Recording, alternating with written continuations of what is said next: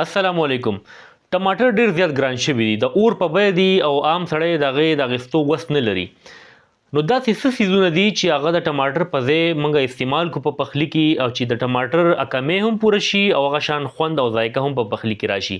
نو زه دې لپاره تاسو یو څو څیزونه داسې ښیم چې هغه د ټماټر نعم البدل دی، په قیمت کې کم دی او د ټماټر عمره ذایقه او خوند په پخلي کې راولي. چې کله هم ټماټر ګران شي دا څیزونه تاسو استعمالولی شئ. پای کې په لومړي نمبر باندې دي ماسته. ماسته بهترین نعم البدل دی د ټماټرو، هغه شان ترشوالی تریوالی په پخلي کې راولي او ټینګوالی هم راولي. ماسته تاسو استعمالولی شئ د ټماټر په ځای باندې او ارزان ملاویږي. چا چې خپل څاروي هغې دپاره خو هېڅ مسلې نشته، خو که ستاسو خپل څاروي نه وي خو چې څوک پی استعمالوي هغې خپل ځان ته ماسته تیارولی شي، یا د بازار نه هم ډېر ارزان ملاویږي. د 50 روپو ماسته تاسو راغستی شي، د 100 روپو ماسته هم تاسو راغستی شي او هغه یو ټایم دوه ټایم ستاسو پخلي کې ښه په اسانه باندې کیږي. خو په پخلي کې په تبي کې تړکه کې د ماستو اچولو نه مخکې به ماسته مکس کوئ، ځکه چې تاسو ډایرکټ ماسته ور واچوئ نو هغې سره دا پخلی چې خرابېدی شي، ذایقه ټیسټ خرابېدی شي. خو چې ماسته تاسو مکس کوئ په چمچ باندې او هغې نه پس ور واچوئ نو د ټماټر په ځای به دا بهترین خوند راوړي په پخلي کې.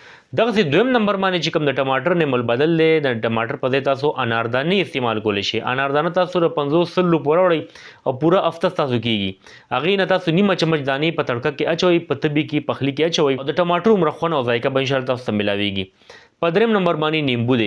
نو نیمبو د ټماټر په شان ټینګوالی خو په پخلي کې نه راولي، خو دومره چې تریوالی چې کوم د ټماټر وي خپل ذایقه خوند چې وي نو هغه د نیمبو چې کوم دی د ټماټر په ځای هغه نیمبو هم راولي. او نیمبوان هم نن سبا ډېر ارزان دي، د ټماټر په ځای تاسو نیمبو هم استعمالولی شئ.